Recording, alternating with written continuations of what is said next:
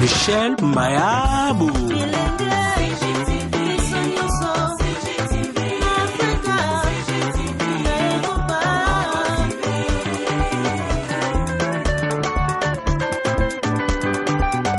Émission ya kitoko culturel, politique, religieuse et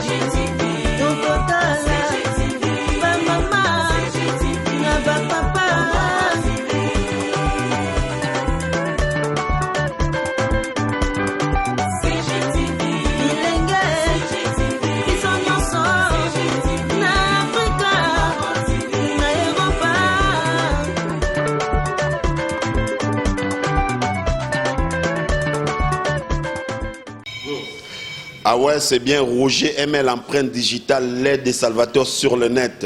Hein? Veut dire que l'ISO mon continent net.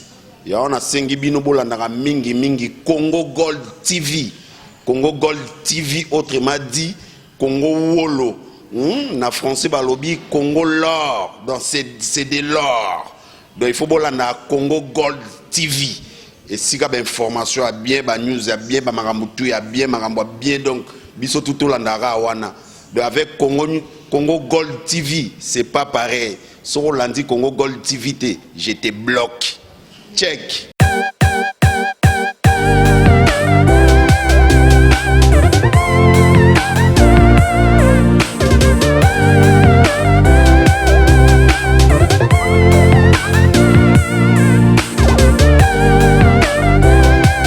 Nini mboka na biso tobenga rango République démocratique du Congo.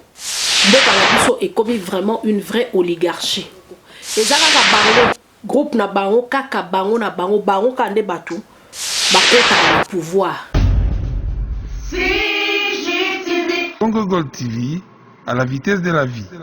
Mbote bandeko balandi ya Congo Gold Television ngandeko na bino nazongeli bino ndenge ka tolobaki na masolo na biso na poso lelo masolo na lina kabula mwa mayele na matali mboka na biso na ndenge nazomonela politique yango ezomemama na mboka na biso bandeko na ngai eza mwa pasi mingi nga penza nazomituna pona nini mboka na biso tobenga rango République démocratique du Congo. Na moni kutu eza malamu ke to changer yango kombo e koma nango République oligarchique du Congo. Pona nini? Bato yo bayebi na français oligarchie la kisi nini? Oligarchie la kisi ke ezali eza forme ya gouvernement moko hein.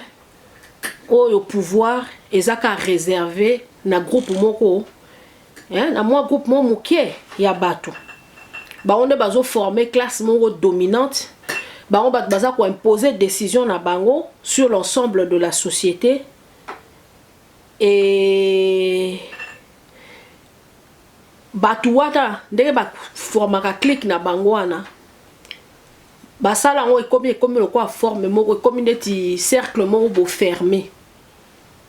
Et comme cercle moko fermé pour la ni nazoloba so totali le politique mboka na biso ndenge zo kende on a comme l'impression que nous sommes en train de vivre pas comme l'impression mboka na biso est comme vraiment une vraie oligarchie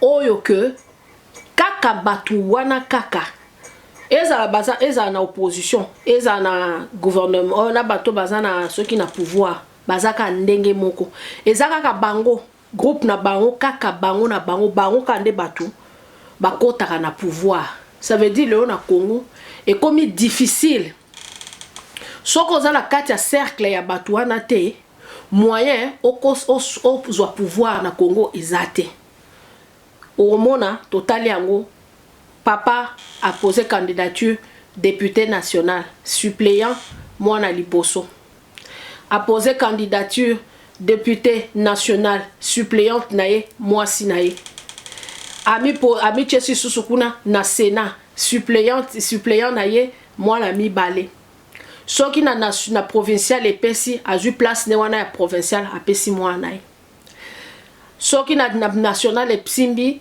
azwi atikeli mwasi na ye ye mo ake na Sénat.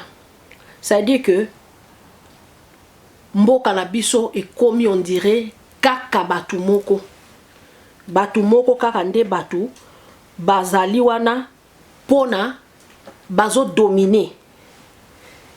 Donc basali on dirait comme le quoi cercle moko basali on dirait union moko boye ya ba malfaiteur pona ka ba se maintenir na pouvoir pona que ba perdre ba privilège na bangote ba perdre ba privilège na bangote wana eza ba politicien congolais tout nazolo bate ke opposition o nani nini ceux qui pouvoir ils sont tous pareils parce que sont total bien au moins quand muto azaki na pouvoir lobby ye wana comme l'opposition ou azaki na opposition lobby a comme na pouvoir danger nango eza nini tozo mona lelo mboka na biso ne na lobby et comme est difficile ça veut dire que so oza mwana yate oza ndeko yate oza mwasi yate eza difficile ou accéder na pouvoir alors que tozo mona na bamboka mususu mutoko utaki na se auti tamsu na parti politique abanda itamsusu yem tazaki membre chargé à protocole yem ta kombola agravir ba échelon boti ti au moins la lobby a commis leader ya parti mais bon tala ndenge ba parti politique na biso par exemple ba gérango le quoi ba eza oligarchie au moins mwana ya leader abunda même pas pour na parti wana tango bat babana ko kufa ye tamsu azanga na poto tango bat bazali ko sa ba marche tamsu ya vanda na ndaku azota à télévision aomela ba jus mais tant papa o kufa ye wala ba bimisie leader ya parti oligarchie exemple ya oligarchie ça veut dire que mboka na biso danger nango eza nini impunité et komi makasi comme baza eza click na bango eza nango click na bango bayokana ke kaka bango bazala na pouvoir yango zo mona ke bateau normalement fallait bazala na prison comme on dit en français le loup ne se mange pas entre eux eza click na bango eza modèle na bango eza association na bango bako kanga bako komi kanga te mais lion aliaka moninga na lion te aokeneka olia mboloko ça veut dire que eza système oyo biso tozo tambola nango na kati ya mboka na biso danger ya oligarchie yango tokomi komona ke intérêt général eza te batu oyo baza wana baza pona ba intérêt na bango mo personnel état est comme le quoi la source na bango ya enrichissement donc bango nyonso ba valeur commune o ba politicien na biso nyonso valeur na bango commune bazala na opposition bazala na pouvoir valeur na bango commune eza nini ezali fascination pour l'argent bango nyonso denga ba politiciens na biso bazana ils sont fascinés par l'argent et la seule valeur commune o e rassemblera bango ezali bolingwana pona mbongo. Il n'y a pas l'intérêt général. Il n'y a pas l'intérêt général. Pour vraiment comprendre que moi na o azana 25 ans. To le but que moi na 25 ans ko sa politique. Mais asali na ye elo monte papa na mutu ba vota qui est député mais comme il est député provincial comme papa leki na national ba ju ba pesier a commis député mutu ya boye à part que papa zo sala ka boye bisanga na raison nini o ezali à part que bazwa ka mbongo pour eloko no sezara par conviction ce qui mutu a mérité le kobe so mutu a lingi à ça la politique na 25 ans comme député c'est autre chose mais o ezali que papa a eu à tikeli yo objectif ezanini objectif ezaka pour que bazwa mbongo donc c'est la fascination de l'argent yango ezala bato opposition ezala bato oyo baza soki na pouvoir bazaka ndenge moko ok na opposition kuna papa député maman suppléante donc la fascination de l'argent pour la bango l'état est comme source d'enrichissement personnel na bango bazota sous intérêt général te que si on a commis député eza pour que na tonga ba hôpitaux et ça pour que na voté ba loi par exemple en faveur ya ba handicapé na voté ba loi en faveur ya basi na voté ba loi en faveur ya bana na voté ba loi anti-discrimination na voté ba loi oyo que koki ko punir ba anti-valeur na voté ba loi oyo koki ko promouvoir nini justice sociale na sala ndenge nini école comme gratuite a pas seulement qu'enseignement est gratuit mais to changer curriculum na biso to luka ko changer to refonder Congo na biso to pesa ba valeur à sika moye ba sala ngwezate parce que mutu yo so wana yaka wana to koma potolia na kati ya oligarchie wana justice pe ezo participer nango justice ezo verrouiller vie nationale na biso tozo mona ngo lelo makambo ndenge ezo salema na kati ya mboka na biso bino mo bozo mona ba juge makambo zo sala na kati ya mboka na biso batu oyo bazaki ba élu batu oyo peuple voté bango ba juge balobi ke te bango te bazui batu oyo bazaki ba poni bango te na peuple bazui ba tche bango na place à batu wana tout simplement pourquoi parce que ça système na bango bangi ba maintenir système wana il y a privilège au bango bazana ezaka groupe na bango bango wana ka ne bazaka privilégié la justice azo jouer jeu na kati ya démocrate na kati ya nini wana na kati ya situation o lo tozana na kati ya mboka na biso ça veut dire que na mboka na biso pour que mutu o comme na moi poste politique to ozwa poste moko na administration to na diplomatie il faut zala mutu ozali acquise na ba valeur oyo classe wana clique ya batu wana oyo bango basala o basala clique na bango hein le club là oyo wana ezali un club moko fermé un club moko eza circuit moko fermé o ezaka pona bango bino mo botala ba politicien mboka na bisote.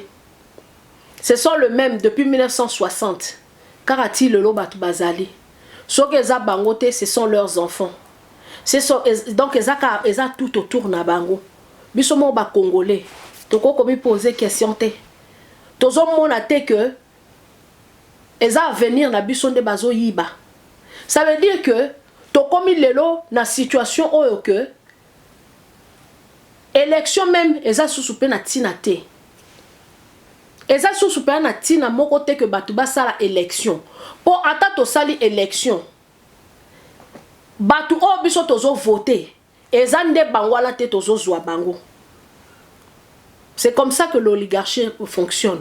Ça veut dire que basi ba misali si na ndenge na bobaza na batu do mo babi o eza clique la biso, eza cop na biso, muta okota na katite. Soit soko za olie na biso so kokite a lo changer oké kuna na opposition, soit soko pour les na opposition zongo ye kolia. Mais bato baza na libanda bakoki jamais koya kokota na kati. Bato baza libanda bakoki jamais koya kokota na kati. Ou soit, soki olingi, osali soit hypocrisie. Okosa peut-être kozo sepela, na ndenge Congo ezo sa mankamte, mais na Congo, il faut soit oza hypocrite. Oza na double face, oza andeti semblant que non, nandimi système wana pour o survivre. Soko lobi koza na indépendance d'esprit. Soko lobi que non, moi je vais nager à contre-courant, ya makambo bango bazo sala. Et ça n'a pas risque, n'a péril, n'a ya yo. Et biso ba peuple, tozo mona biloko wana. Quelle est notre part na kati makambo nyoso? Le Congo nga la lobaka, ezali héritage na biso. Ya mututu. Et Congo eza héritage te ya famille X. To Y kaka bapo bango nde bazalaka na pouvoir, bango ka bayaka ko dominer. Ça veut dire que ba yibi, ba papa la bon ba yibi, ba maman la bon ba yibi. Après ba mbongo la bazozwa, po ba na ko corrompre batu, po ba ngo batika na pouvoir, po ba nyoko la batu. Et comme le quoi clique na bango, Congo est comme le quoi mangeoire na bango. Kaka bango de baliaka. Et le petit peuple dans tout ça, Azana est concerné te. Souci exact que peuple soka nini et le ronu tokoki ko sala. Et bon on peut attaquer sur bolingi pouvoir ango. Olingi comme à la place ango. Mais bon ça là ne fût que pour un peuple. Bon ça là ne fût que pour un peuple. Congo est pesibino nyoso peuple ango mutezo sala que lelo batuba commande bo commande bozawana. Mais pourquoi vous ne pouvez pas retourner l'ascenseur par exemple au peuple? Pourquoi beaucoup tonge la batota banzela ya malamuté? Pourquoi beaucoup tonga ba hôpitaux ya malamuté? Pourquoi beaucoup ki tonga ba école ya malamuté? Pourquoi beaucoup ki ko futa mutu salaire moko décenté? Pour bino bozu ba privilège nyonso. Pourquoi ba konzina biso ba koki ko sala ngote ou bien clique wana ya bato ba décida que cette oligarchie la bato ba décider que bangonde baza ba kolo Congo o eza bien na bango o ba koki ko vanda ba bangonde ba vanda ba lia mbongo wa Congo ba saka na mbongo wa koko ndenge balingi ba louer ba jet ba mela ba champagne ba sombara ba jeep ba sombara ba ndaku ba na Congo bazo souffrir biso ba congolais. To comprendre que biso peuple batuana nyoso le bazo sabido kwana, c'est nous qui sommes le vrai détenteur du pouvoir. To vanda karaté to koma ngala zolo ba ke situation na biso na Congo tozo subir oligarchie wana, c'est parce que peut-être au moins na psychologie balobi yango ba bengi yango eza théorie moko ya impuissance acquise. Ça dit que biso ba congolais peut-être tellement toza traumatisé mingi na vie. Parce que sur total histoire ya Congo. Le Congo congolais azala toujours traumatisé na vie na ye. Depuis 1452, tant Diego Kao aye kara na Congo. Akuta ba royaume na biso ezalaki. Bazui ba détruire système na biso. À partir à jour wana. Dictature. Ezakarate peut-être natanga Mobutu non. Congolais abandance cause a traumatisé. Kaka tango Diego Kao aye. Ba détruire ba structure sociale na biso ezalaki, ba institution la biso ezalaki, façon la biso a osala makambo ezalaki. C'est-à-dire que donc et continuer et d'une façon continue 1980 après na 1885 ba kesu na Berlin ba décider ba créer état indépendant du Congo. Léopold II Aye à côté à Salib Dini état indépendant du Congo, il a volé, non pas seulement qu'il a volé à sala génocide moko 15 millions de personnes bakufa bande konanga botangaka biso ba congolais tozalaka na habitude wana ya kotanga. Soki totangi tokoyeba elo nini salema na kati ya mboka na biso. Donc ti lelo depuis 1452 ti lelo depuis Mukolonani Diego Kawaya ti lelo toza na 2019. Donc congolais toza traumatisé, peut-être na kati ya traumatisme wana to koma na impuissance moko acquise. Impuissance acquise ezani nezali état moko psychologie so ezalaka que mutu soki o souffrir tellement mingi o crée o zuba o lekina ba traumatisme mingi o komi na niveau mo boye moyen o komi ko on ndimi na oka olobi ah na ndimi na ngaka passe yango na ndimi passe yango po nazo monelo ko msuna ko sala ezate po tellement nini mutu na yo et si elembi ça veut dire que ba stratégie nyonso oyo ko utiliser pour se sauver au lembi aller au tiki na yo. Siko danger ya biloko wana ezaka nini soki mutu akomi na impuissance acquise to peut ça des exemple moi si oza na libala bazo beta yo obilobika anativandi natika conséquence nango eza nini mukomsu ba beta yo ba betio okufi. Mukomsusu ba robeta o ba buki o batiki on a défaut. Ça veut dire que biso ba congolais tozo destin na biso en main. totika kaka que Kongwana est comme affaire ya batu moko. Oh, un groupe d'individus. Non. Tout le monde a ndenge zala na poto awa que tozo mona mobilité sociale. Ça veut dire que muta wuti penza na baya échelon à gravir pe ti bou omoni a komi chef d'entreprise. Nga esika mona bana ko sala kala. Chef na biso azaka wana. Soko otali na ndenga mamba classe olekiye mazaki chef. Paul ni abanda musala wana zaki parmi bateau babandaka na kati ya compagnie. Abandi malembe elle a gravi tous les échelons à comme na top. Elle c'est l'expérience mu te compter. Ba congolais totika koloba ke non totika naebi que to lembi. Naebi que to lembi. Mais au moins mutu temps akoma na suka. Et comme apeta mususu ndele wana a déployer ba énergie ne mususu asuka. Toza na posa que lobby mwana ya congolais oyo papa na ye abana ko kombola nzela lobby ye akomi na compagnie ya kombola nzela. Toza na souci que mwana o lobby papa na ye azalaki le dernier oyo azalaki ta mususu soki planton ye wana komi PDG. Pour modèle tozo mema mboka na biso tozo mema ona ndenga mabe. Tozo mema ona ndenga mabe. Inégalité komi makasi. Inégalité eza makasi. Injustice eza si. Ça veut dire que nous vivons dans une oligarchie. Le Congo c'est une véritable oligarchie où il n'y a qu'une clique, un petit groupe de gens privilégiés. Et bazo dominer sur bateau. Vie est commis arrêté. Ça veut dire que le Congolais aujourd'hui tozo vivre na ba humeur ya batou, ya classe wana, ya classe dominante wana. Tozo vivre de selon ba humeur na bango. So humeur na bango lobi que non ba lelo ba Congolais ba seka to seki. Lobi so ba lobi que non ba Congolais ba sekate to sekate. So lobi ba baye, bino no sope bo baye. So ba éternuer, bino bo komi enrhumé. Mboka na biso eza ya kobeba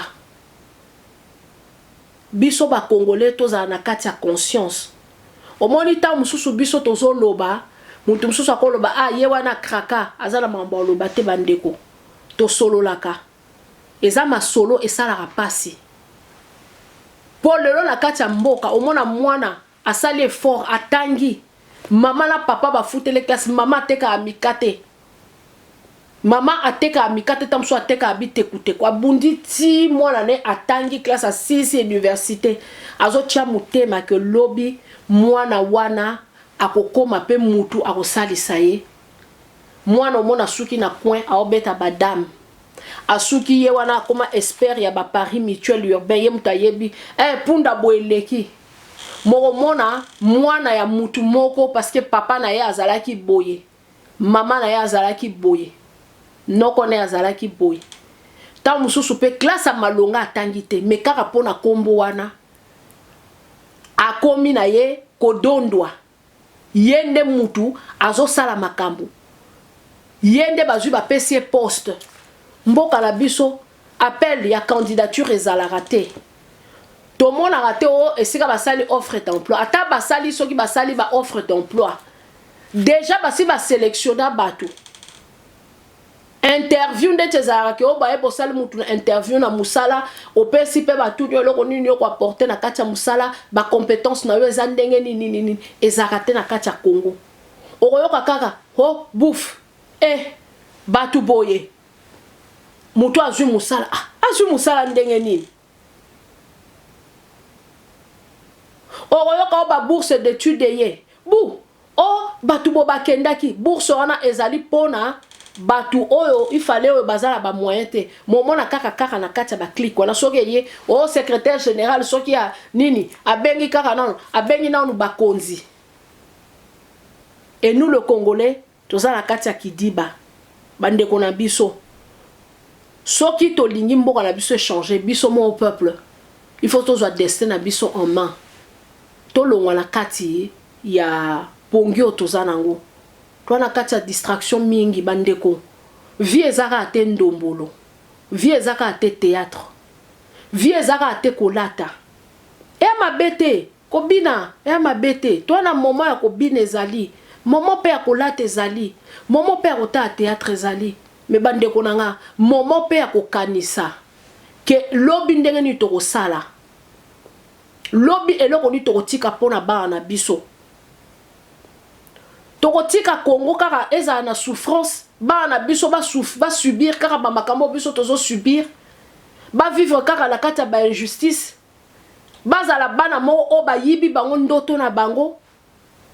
Ça c'est le plus grand mal au kosala mutu, lui voler son rêve, hypothéquer avenir na ye. Mais to vandaka, to kanisaka, to zwa courage à koboya makambo, to zo mona ba makambo ezoleka na mboka na biso lelo, où les gens to commis en otage, na batuka mukie. Et ce sont ces gens-là bando bazo diriger biso, bazo ko maltraiter biso, bazo ko faire subir biso, ba loi na bango. Et nous on est là, on est passif. To longwa la kati ya pongi. To longwa la kati ya pongi. To zwa destin na biso ama. To boya, to lobake to lingi yango te Congo eza mboka na biso tu. Congo eza lokola nzoku. Soki biso tokolia mutu nyonso fo alia yango ezaka teke mutu batu moko batu balia musuni yango soki eza bo biso nyonso to profiter na musuni yango a Congo muna ndenge na ye soko za na salaire no à 13 000 c'est bon mais là on est ezo pekisa que par exemple que pour nani oyo soki huissier azwa ne fût que salaire ya $200 na Congo. Au lieu que tout se contenter na katia ko senga ko bete la batu maboko ko kumisa batu, ce sont ces mêmes personnes là bango batu ba nyoko la biso ezana tina monte nga na ebisa batu au lieu que neto le kaka mutu boy mo pa o bo bete mutu maboko. Non, c'est pas ça. C'est pas ça. Nous avons besoin il y a justice. Justice sociale, ce que justice sociale les alliés. Ba makamono sotozo mona monoyo o mutake mopao mama kingandi mutu bo umela ekozalate parce que mutu so azo sa musala na ye azo mbongo na ye biso vana na ba poto wawa ngala na besoin ya ko flatter chef na ngai te na o flatter na nini je ne le flatte pas soki na makam na opese rapport mo o eza objectif na besoin te na moni on a moni député mutu boye umela grand prêtre na komo mona ba kombo giga leader giga leader komo on pe wuti su wapi do biso moto komo bimsa ba concept o ba komo ba kolo concept bazana kat na ngote tout simplement pourquoi parce que biso moto zo sepela na kat ya situation tozo comprendre te que biso to komi lokola marche pied batu ba se servir na biso bako eza nango suna tina ta alors biso peuple to la ki sa batu ke toza biso la besoin na bango lisusu te élection eza nango suna tina te na Congo pour so muta sa na élection pour ata bo voter to voter bato to zo bango eza bato to lingi bango te to tika la biso ma ba vote to sa le Rwanda ti peut-être grandir ça to sa na biso désobéissance civique to tiki bango comme ça ba sala makam na bango total soki bako continuer kaka la makambo ne bazo sala. En tout cas, bandeko nanga masolo à lelo, je crois que et ça je suis naza tellement ému et ça le mozo tanga na kata mutema ça fait tellement mal que bon monika ndenge na lobé même na kata lobé linanga je suis naza mutu moko je suis blessé naza vraiment révolté na mambo ezo sale manamboka na biso na Congo. Alors biso ba congolais toza la batu to longa na kata distraction. Soki tolongwe na kati ya soki tolongwe te na distraction ba na biso nde ba souffrir avenir na bango nde oza briser ba rêve na bango nde oza voler avenir na bango e oza hypothéquer na kanisi on azaki na pona olobala bino na mokolo mwa lelo yango wana nde tokuta na poso eli ekoya kaka ndenge na lobby Congo Gold Television eza ya bino toza besoin na bino bo souscrire moi ba like et ça la rappelle bien donc j'aime ba commentaire na bino pezali na komo mona ngo komo sepela ba misupe bazo penganga ibaosola na inbox ko pesanga ba sujet ya ko partager, c'est une bonne chose. En tout cas, totikala toza toujours connecté de tokutani na mbalasima. Congo Gold TV, à la vitesse de la vie.